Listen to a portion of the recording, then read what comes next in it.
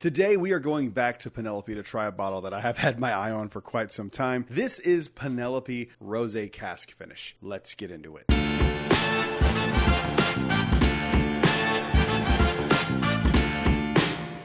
Hello everyone, welcome back to Brad's Bourbon Reviews. I'm Brad, and today my Penelope collection really exploded for some reason over the past few months. I went from having 2 bottles of Penelope to having 6 or 7. I don't know what's going on. The thing is, I like Penelope. I think it's fine. I don't love it, but I'm very curious about some of their offerings because they're just so bizarre, and that's how this one is for me. How does bourbon finished in a rosé wine cask work? I honestly don't think it's going to. Do you want to know why? Because this is the only brand I've ever seen do it.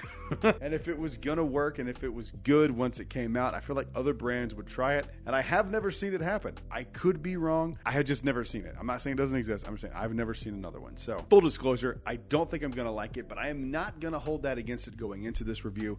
I review every single bottle I do as fairly as humanly possible, and this one is no exception. I reviewed the Dickel Tabasco Finish bottle unbiasedly. Okay, I knew it was gonna suck, but I went in hoping it wouldn't, and that video exists. I hope this isn't quite that bad. I don't think it will be. I've heard mixed things about this. This is batch number 8 coming in at 94 proof. I don't know. Let's see. There's only one way to find out, and we're gonna find out together. First off, let's give it a nosing and let's see how we. I'm not a huge wine fan, but when I do drink wine, I like red wines. I like Merlots. I like the darker stuff. That's usually my flavor profile in general. I drink coffee, I drink it black. If I'm smoking a cigar, I like a full-bodied cigar. I just kind of like fuller flavor. So rosé is not something I go to. However, I do like rosé champagne. So I'm a weird guy. I don't know what to tell you. Not at all the nose I was expecting.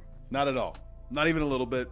I was not expecting this nose at all. Okay, there's a strawberry note. Somewhere in the middle of a artificial strawberry and a real strawberry. Not a note I typically get on bourbons is strawberries. Sometimes, but not normally. It's starting to change. It's starting to smell more like a wine than a bourbon. It went from smelling like bourbon to smelling like champagne. I don't know what's happening. It smells like champagne. It doesn't smell like bourbon at all. It smells like strawberry wine. 17.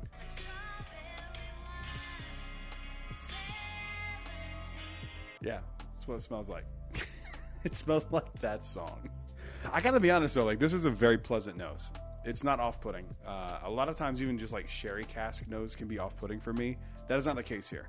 This smells very, very pleasant. I am a little apprehensive now that I've tried the nose because I don't know if it's gonna carry over in a way that makes it work with bourbon, but on the nose, it is really nice. It is really, really nice nose. It's unique. All right, let's give it a mouthing. Let's see how we feel.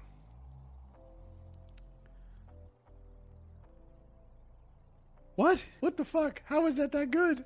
Hang on. I was not expecting that. How is that good? The only thing that kind of sucks about it is that if you take too big of a sip, there is a sensation that I only get when I drink wine. It's when you exhale, it feels like you're breathing fire. And I get that on this. Other than that is wild how good that is. I'm perplexed.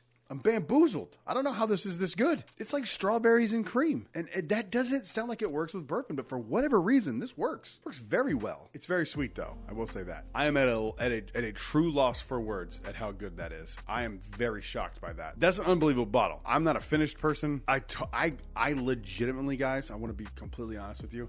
I bought this bottle as a gag. I was like, this is going to be a terrible video. I cannot believe how good this is. Why does no one talk about this? Everyone talks about the Rio and the Valencia. This is just as good, if not better than those. I am so confused right now. I don't finish my pours 99% of the time on the show. I'm going to crush this one. I want to do a barrel pick of this 100%. 100%. I want to make this happen. I don't know if they offer this still. I don't know. I don't know if this is a thing they still make. This should be as highly sought after as the Rio, as the Valencia, as all the other Penelopes. This is insane, and it doesn't make sense that it works, but it absolutely works. I'm telling you, for me, this rocks. If your palate aligns with me in any way, give this a shot. This is really good. This might be my favorite Penelope. I can't believe I'm saying that. I can't believe the rosé wine cask finish is this good. I'm pouring some more of this. I really like this. This is the definition of summer bourbon. I want another one of these immediately. And if you think it's not white girl summer and your boy's going to be hanging out by the pool with this bottle. You got nothing coming. What would I give this on a score?